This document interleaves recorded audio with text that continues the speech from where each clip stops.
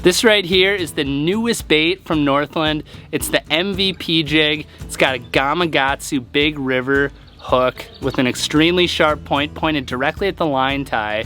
And it's got a bait keeper, a really buggy head, and like I mentioned, this is the newest bait from Northland. And in this video, we're gonna be hopping in the boat with Brad Hawthorne.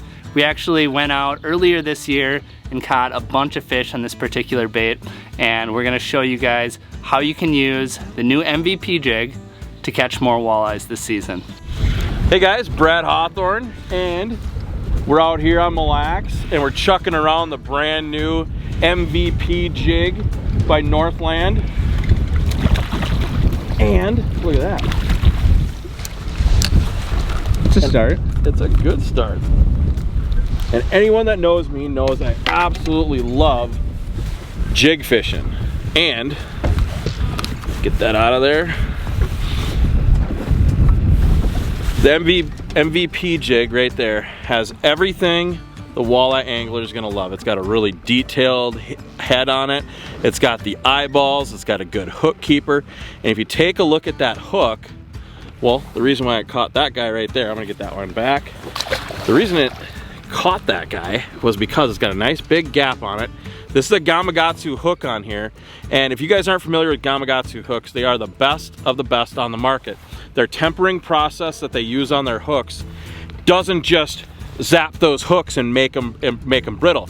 They have the perfect cooling and tempering method to get the right amount of flex, all those good hook qualities that you want in a hook, where it doesn't straighten out, it doesn't break, it has the perfect amount of give while remaining having the perfect amount of strength to it. So if you guys are looking for a premium jig, my opinion is this is the best jig on the market right now when it comes to hook, detail, weight, everything about this jig. Take a look at them. You guys will agree. All you have to do is lay your eyes on them for 3 seconds. You'll be like, yep, that's the best jig I've seen in a long, long time. Next up, Brad is gonna talk about why this hook shape in particular is especially effective when you're fishing in rocks. It's like a nice fish. Yep.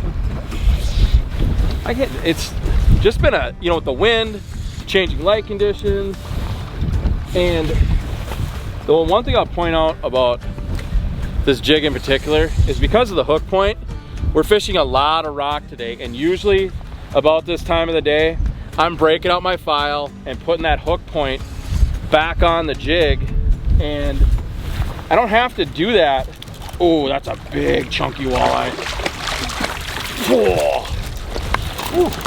And I don't have to do that with this MVP jig because that hook point I think is downturned just enough to keep that sharp. So there you go, that's the gold and orange right there. There is the chunky walleye that decided to eat it.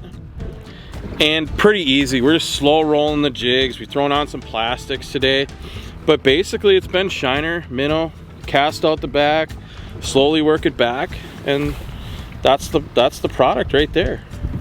But so when you guys are working jigs, or when you're jig fishing in general, a couple things to keep in mind. You know, for that 6 to 12 feet, that 1/8 ounce works really well.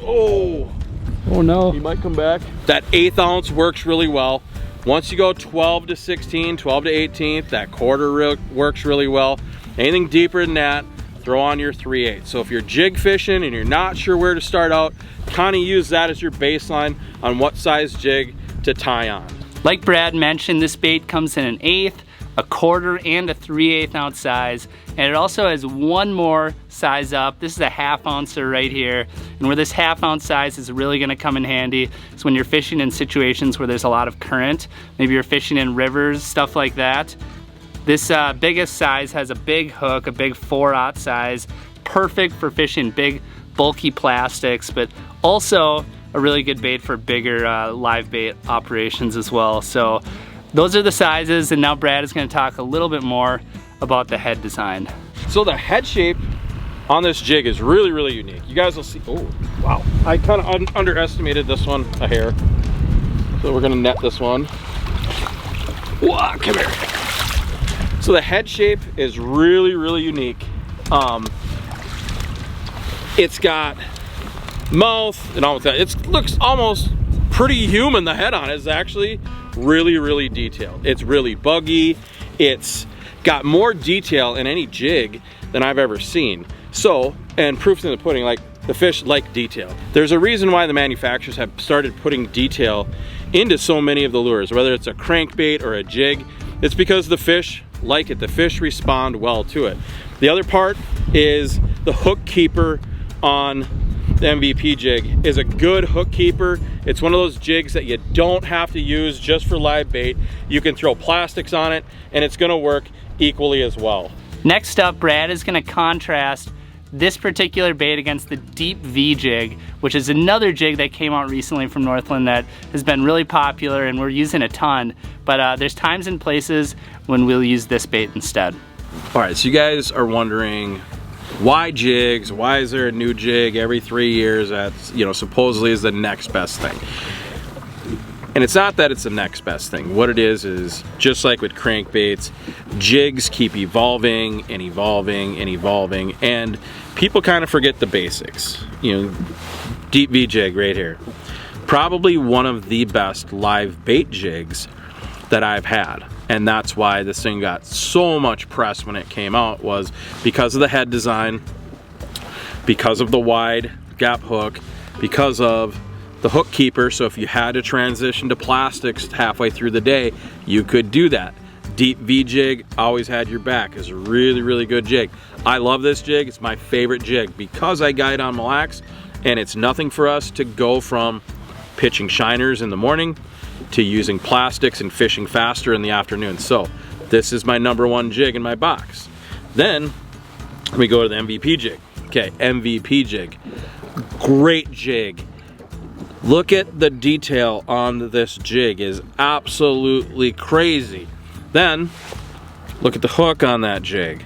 This jig has everything going for it. Fishes live bait very well.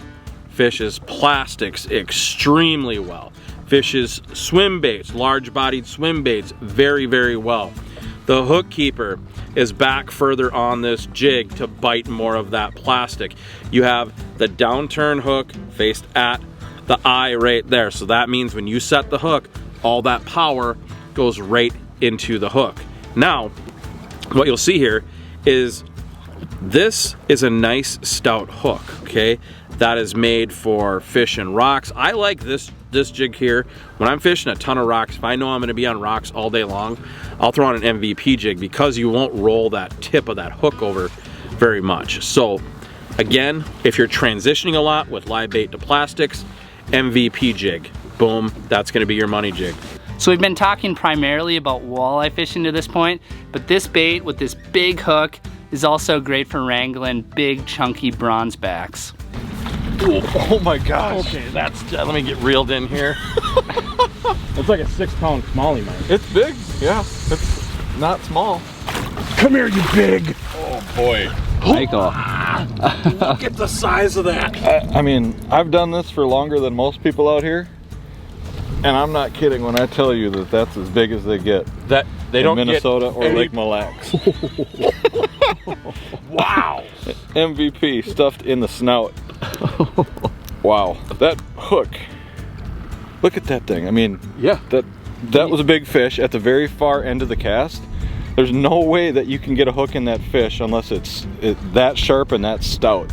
Like that MVP hook. That Gamakatsu is incredible.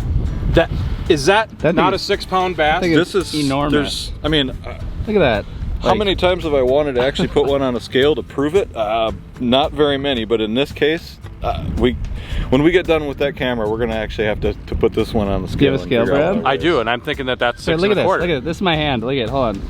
Yeah. Well, look at the belly. Look at that. Wow. That thing like makes me look skinny. Look, it looks like it swallowed a softball. That's a big giant fish. All right, let's scale it.